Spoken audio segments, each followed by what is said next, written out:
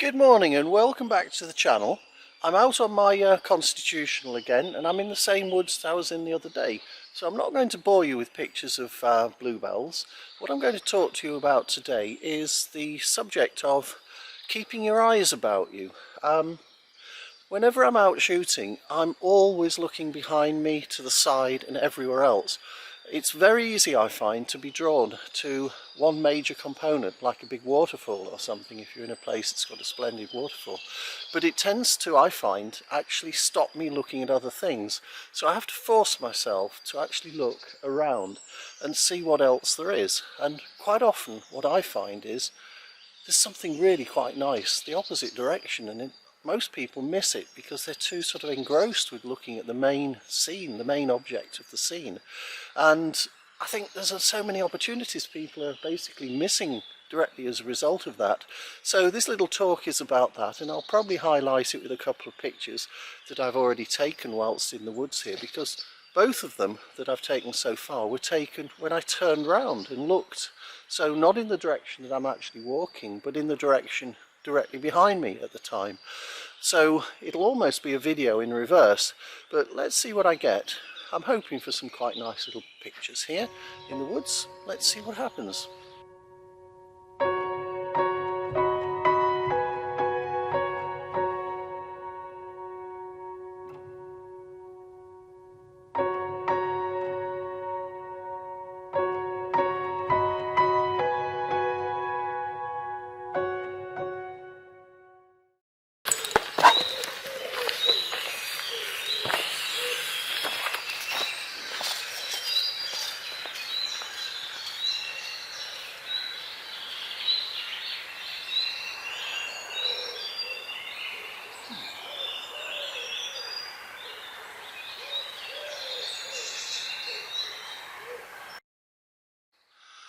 You just have to love this early morning light. It's only 7:15 in the morning, and it is so peaceful in the woods here. You can probably hear the few birds. There's a cuckoo.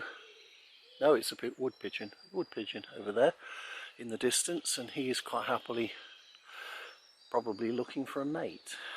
I wouldn't be sure, but that's probably what he's up to. It's just blindingly beautiful, and the bluebells are probably very close to their best at the moment.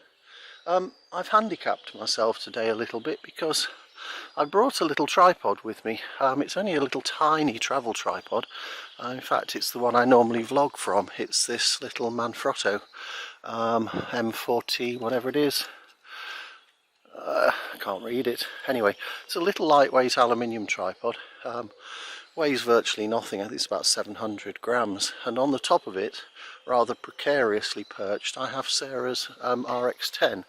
The reason I brought the tripod is that the light conditions in these woods are really relatively dark, and I don't like winding the ISO up because basically that's going to produce me images which are grainy, and the detail in the woods is so fine because everything's tiny, all the bluebells are tiny, that the graininess that produce I'll get from high ISO, I feel detracts from the pictures that I'm taking.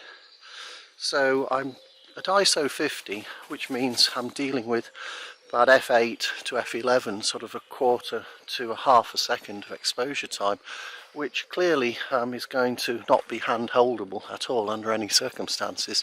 So I've had to forego hand holding in the interest of getting image quality. So we'll press on and see if I can find a nice little bit of something interesting. Only stopping for brief seconds just to snatch an image, and I think I've just seen one. And I think the one I've just seen is this little scene just here. And I'm thinking that with that little bit of sunlight against the roots of the tree here, it's a nice little picture, so I think I'll get that.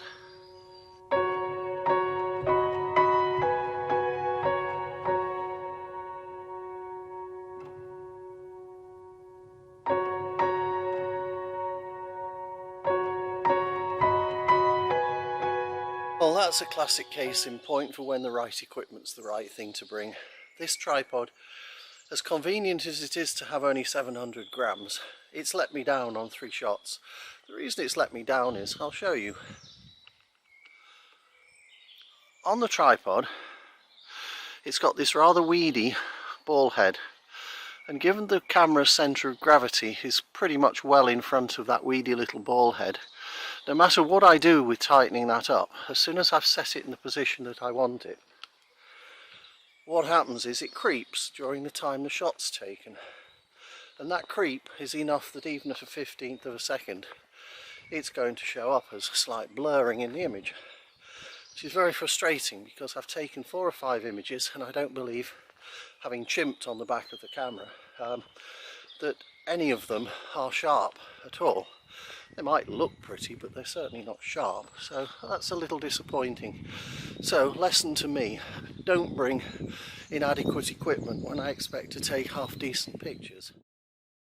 Well, I'm hoping, or at least hoping, that there's no wind noise, because I forgot my Rode wireless microphone, so I'm dependent on the microphone that's built into the little RX100, and I realise I've just actually pointed you straight at the sun, so I'll point at the sun, look that way. I was probably being a bit unfair on this little Manfrotto tripod, partly because it's not built to carry a camera as big as this and as heavy as this, and when the lens extends, then that's just putting more and more weight on the forward part of the combination, which obviously is going to make it even worse. So bit of an apology there. I'll stick to just putting the tiny cameras on this one before criticising it. It's perfectly good for my vlogging camera, so apologies to Manfrotto for dissing their equipment. Now, yesterday when I was up in the woods, I had the same camera with me but without a tripod, and if you recall, I complained at one point that I'd got glare or flare in the lens and I couldn't see what it was at the time. But when I got it home, I took off the UV filter and found that it had tiny amounts of grease smears, which I couldn't actually see when I was up in the woods, mainly because it was a bit bright. I think it was too bright, I couldn't see it at all. So what I've done now is I've obviously cleaned that thoroughly, and that's fixed the problem. So that's one problem less. Now I've got to get around the problem of the fact that this camera I'm vlogging on has got a tiny scratch on the lens, which is almost certainly as a result of it falling on the floor the other week, which is a great shame. I'm very pissed off about that. Anyway, onward and upward.